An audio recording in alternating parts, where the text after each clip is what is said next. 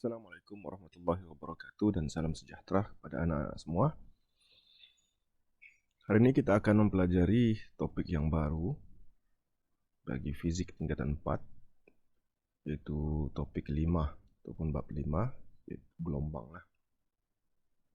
So, dalam topik ini, dalam bab ini kita akan mempelajari 7 benda. Ada 7 sub topik di dalamnya, yaitu yang pertama asas gelombang, yang kedua pelembapan dan resonans, yang ketiga pantulan gelombang, keempat pembiasan gelombang, kelima pembelauan gelombang, keenam interference gelombang, dan yang terakhir adalah gelombang elektromagnet.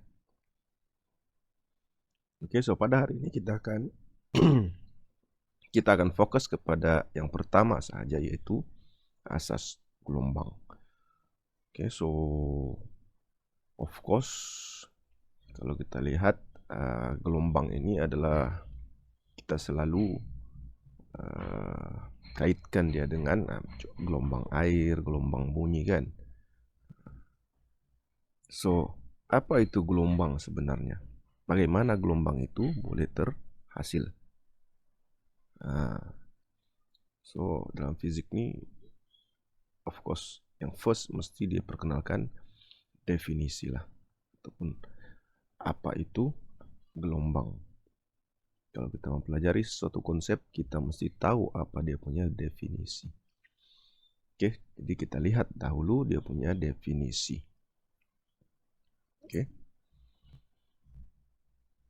Oke, apakah itu gelombang? So, gelombang itu adalah sistem yang berayun, atau bergetar dalam satu medium. Ini definisi. Contohnya, ayunan ladung besi di atas permukaan air menghasilkan gelombang air. Ayunan ladung. Kemudian getaran tala bunyi dalam udara pula menghasilkan gelombang bunyi. Getaran dan ayunan ialah gerakan ulang-alik pada kedudukan keseimbangan mengikut satu lintasan tertutup. So, itu adalah maksud gelombang lah. Dia getaran ataupun sistem yang berayun atau bergetar dalam satu medium. Oke, jadi kita lihatlah di sini. Nah, apa yang dikatakan tuh, ini tadi tala bunyi. Bila kita ketuk dia akan menghasilkan satu gelombang bunyi. Itu juga dengan gelombang air, apabila kita getarkan ataupun kita getarkan ataupun kita gerakkan ladung ini, jadi dia akan membentuk satu gelombang air di permukaan air. Oke. Boleh. Nah.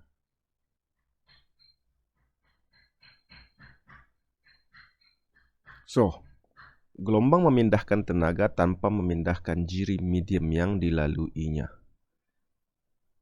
Itu adalah sifat gelombang yang pertama.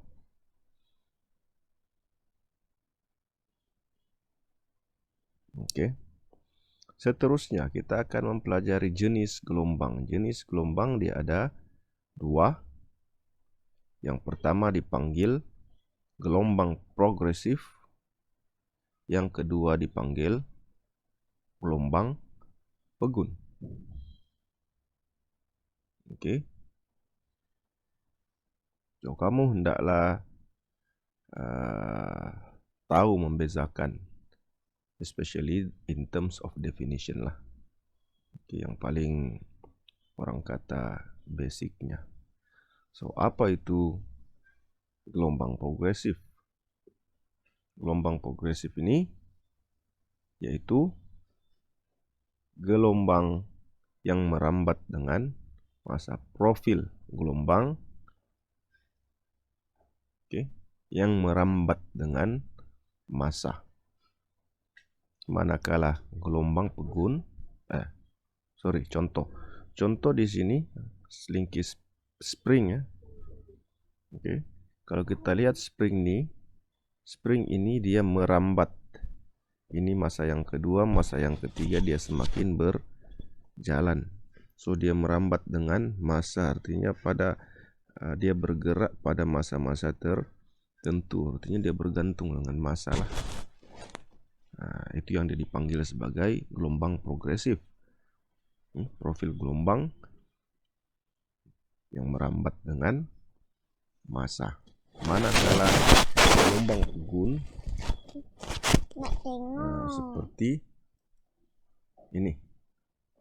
Gelombang pegun yaitu profil gelombang yang tidak merambat dengan masa, which means dia stay di situ saja, dia tidak bergerak. Sebab itu dia dipanggil pegun. Boleh. Dan yang penting di sini adalah yang progresif. Gelombang progresif pula ada dua jenis, yaitu gelombang melintang dan gelombang membujur. Di sini kita akan lihat apakah beza gelombang melintang dan gelombang membujur. First, gelombang melintang. Ini progresif. Ini untuk progresif. Gelombang melintang adalah gelombang yang mana zarah mediumnya bergetar pada arah yang berserenjang dengan arah perambatan gelombang. Jadi kalau kita lihat di sini, ada satu gelombang di mana kita letakkan, kita ambil satu titik ataupun satu zarah lah di atas gelombang itu, kemudian kita hayunkan. Contoh di sini kita ambil seutas tali lah. Seutas tali kita hayunkan dan kita letakkan satu benda di situ, zarah apa-apalah, kita ikat ribbon kah, dan kita gerakkan, kita hayunkan tali tersebut, kita dapati gelombang itu bergerak ke sana, ke kanan. Dan kita juga dapati bahwa zarah-zarah itu bergerak ke atas dan ke bawah lah, kan? Jadi kita, apa yang kita boleh lihat di sini, arah perambatannya ke kanan, manakala getaran zarahnya ataupun objek yang kita letakkan di tali itu dia bergerak ke atas dan ke bawah. Jadi sudut antara arah perambatan dan juga arah gerakan adalah 90 derajat berserenjang. Itu yang kita panggil sebagai gelombang melintang. Manakala membujur, yang kedua untuk gelombang progresif adalah gelombang membujur. Gelombang membujur ialah gelombang yang mana zarah mediumnya bergetar pada arah selari. Kalau tadi serenjang, sekarang selari dengan arah perambatan medium. So contoh slinky spring, apabila kita tarik dan kita lepaskan, kita dapati arah perambatannya ke kiri dan ke kanan, manakala zarah yang ada pada medium itu, objek itu, sistem itu, dia akan bergetar juga ke kiri dan ke kanan. Jadi dia selari. That's why dia dipanggil gelombang membujur. Contoh gelombang bunyi lah untuk gelombang membujur. Kalau gelombang melintang, banyak gelombang air, gelombang cahaya, gelombang elektromagnet dan sebagainya. Jelas? Oke. Seterusnya kita akan lihat pula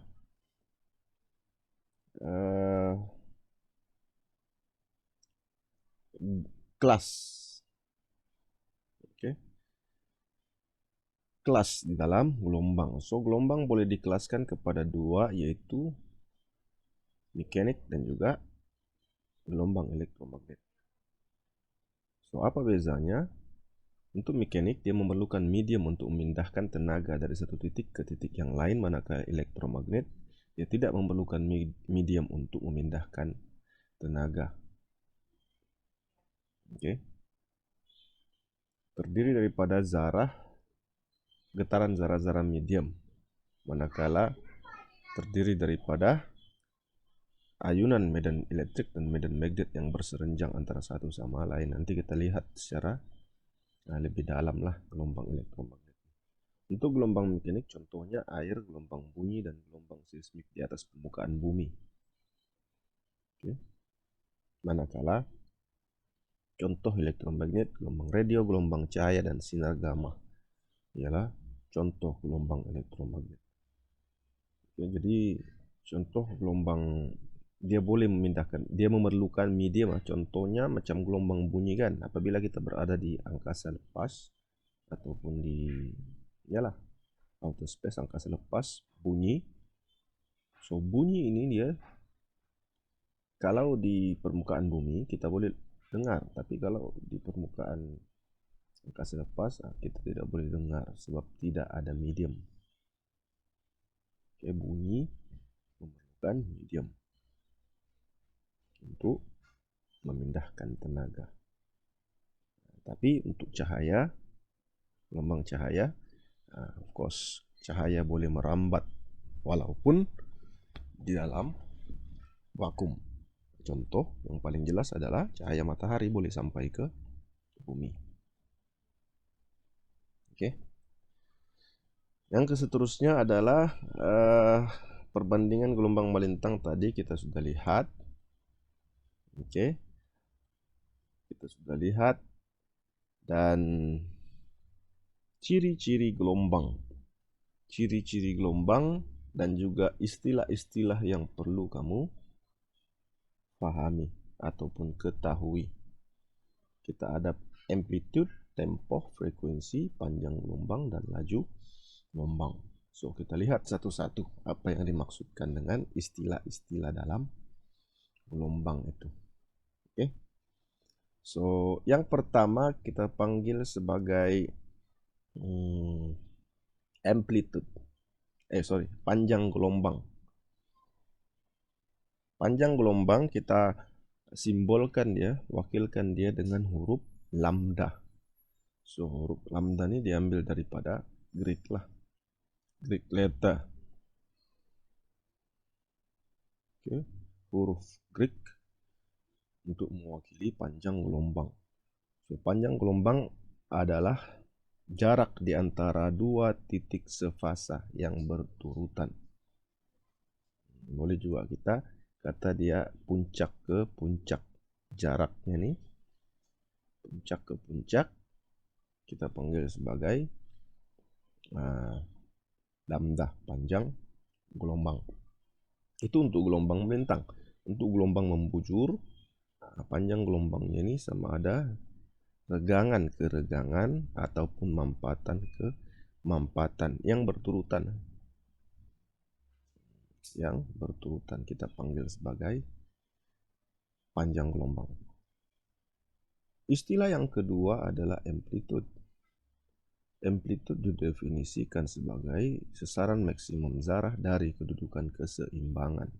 Sesaran maksimum dari kedudukan asalnya ataupun dari kedudukan keseimbangan. Oke, contoh ini adalah bandul ringkas. Ini adalah kedudukan asalnya. Apabila kita tarik dia ke E, maka dia berada pada sesaran maksimum. Begitu juga apabila kita lepaskan, dia akan pergi ke C, dia berada pada sesaran maksimum yang diwakili dengan amplitude. Oke. Jadi kita akan lihat bila kita lakarkan dalam graf, maka sini dia bermula dengan B, ini dia E, dia kembali ke B, kemudian dia pergi C, dia kembali ke B, kemudian dia ke E, dan seterusnya. Oke. So, jarak antara puncak ke puncak, jadi amplitude itu diwakilkan daripada titik keseimbangan sesaran maksimumnya. Ini adalah amplitude.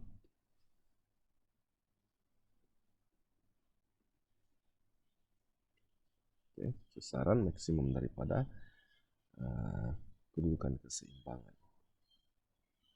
Ketiga adalah tempo. Tempo ini adalah masa yang diambil oleh sebuah sistem ayunan untuk melakukan satu ayunan lengkap. Apa yang dikatakan dengan ayunan lengkap? Contoh tadi kita lihat bandu ringkas ini. Ayunan lengkap ini maksudnya daripada E dia ke B kemudian ke E semula. Maksudnya dia lengkap satu ayunan. Jadi masa yang diambil untuk dia melengkapkan satu ayunan itu dipanggil sebagai tempo. Jadi contoh di sini kalau kita lihat daripada puncak ke puncak ini kita panggil tempo. Masa yang diambil untuk satu panjang gelombang lah, ataupun satu ayunan lengkap dipanggil sebagai puncak. Ataupun daripada sini ke sini.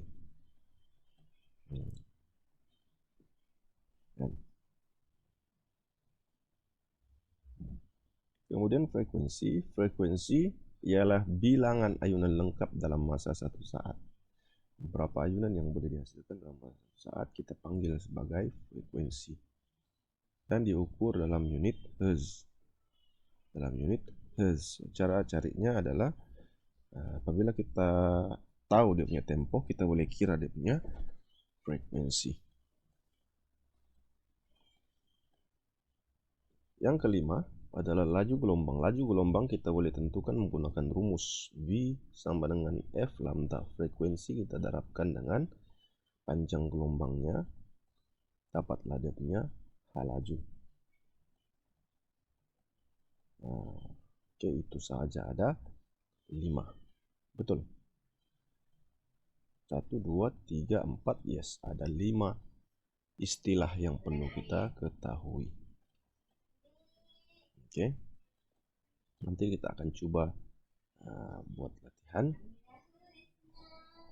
Oke.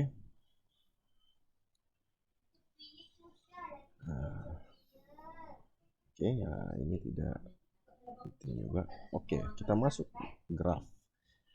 Untuk graf dalam gelombang ini ada 2. Satu sesaran melawan massa, satu lagi sesaran melawan jarak. Dan satu lagi sesaran melawan massa. Oke. Untuk graf sesaran melawan jarak ada 2 benda yang kita boleh perolehi. Yang pertama panjang gelombang dan yang kedua amplitude. Disebabkan ini sesaran. Oke, jadi kita boleh kira dia punya amplitude. Oke. Sama ada amplitude positif ataupun negatif lah, disebabkan ini adalah sesaran. Sesaran adalah quantity vector. Graf yang kedua adalah sesaran melawan massa. Untuk graf sesaran melawan massa kita boleh dapat 3 benda, yaitu tempo, massa daripada puncak ke puncak, massa untuk satu ayunan lengkap. Yang kedua amplitude, juga kita boleh perolehi sesaran maksimum. Dan yang ketiga adalah frekuensi. Frekuensi ini of course kita guna rumus 1 per tempo. Jadi bila kita ketahui dia punya tempo, otomatis kita boleh tentukan dia punya frekuensi. Kita lihat contoh pengiraan. Tentukan panjang gelombang. Untuk soalan nomor 1, tentukan panjang gelombang lambda dan amplitude-nya. Jadi di sini kita boleh lihat untuk panjang gelombang mestilah dia daripada puncak ke puncak, tapi di sini dia bagi terlebih. Dia berikan sehingga sini. Jadi ini kita kena guna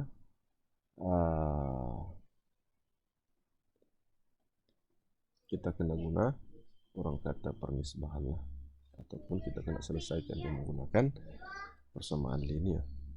Oke, kalau kita lihat ini lambda, ini 1 lambda, dan daripada sini ke sini separuh lambda. Maksudnya kita ada 1.5 1 setengah 1.5 lambda sama dengan 12 cm, maka lambda sama dengan 12 bahagi 1.5. Oke, boleh. So, kamu akan dapat berapa tuh? 9 cm. Kemudian yang kedua adalah amplitude. Kita boleh kira, ingat daripada titik, daripada keadaan keseimbangan. Nah, ini adalah amplitude-nya, maka amplitude sama dengan 3/2 cm, yaitu 1.5 cm. Boleh. Untuk soalan nomor 2, gambar raja menunjukkan sejenis gelombang melintang. Pasangan titik manakah merupakan panjang gelombang bagi gelombang itu? So, ada banyak jawaban. Pasangan titik, puncak ke puncak, ingat panjang gelombang, puncak ke puncak, ataupun lembangan ke lembangan, ataupun daripada titik keseimbangan ke titik keseimbangan. So, ada E, pasangannya D, satu panjang gelombang. Kemudian kita ada B ke I, satu panjang gelombang. Dan C ke F juga satu panjang gelombang. Satu lambda. Soalan 3, ini adalah gelombang membujur. Satu spring selingkir digetarkan untuk menghasilkan gelombang membujur. Hitungkan panjang gelombang lambda bagi gelombang. So, panjang gelombang, satu panjang gelombang adalah daripada mampatan ke mampatan. Ini kita panggil lambda. Means 60 ini dia ada 2 lambda. Oke, maka kita boleh tulis 2 lambda bersamaan dengan 60 cm. Lambda bersamaan dengan 30 cm. Untuk soalan 4, sebuah whistle menghasilkan bunyi pada frekuensi 400 Hz. Jika laju bunyi 600 meter per saat, tentukan panjang gelombang. Jadi ini kita kena guna rumus laju. Diberi V sama dengan F lambda. So, 600 sama dengan 400 lambda. So, lambda sama dengan 600 bahagi 400. So, kamu akan dapat 3/2, yaitu 1.5 cm. Meter.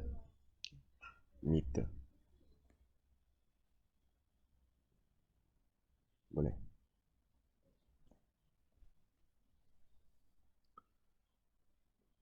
Kemudian yang 5 dan 6 nih mau kamu buat. Oke, kita hantar kepada cikgu. Selepas ini. Oke. So, itu saja cikgu rasa. Oke, next kita akan masuk 5.2, pelembapan dan juga resonance. Oke, pelembapan dan juga resonance. Itu saja daripada cikgu. Cikgu harap kamu boleh pahamlah serba sedikit. Insyaallah pada kelas akan datang kita akan sambung. Sekian. Assalamualaikum warahmatullahi wabarakatuh. Bye bye.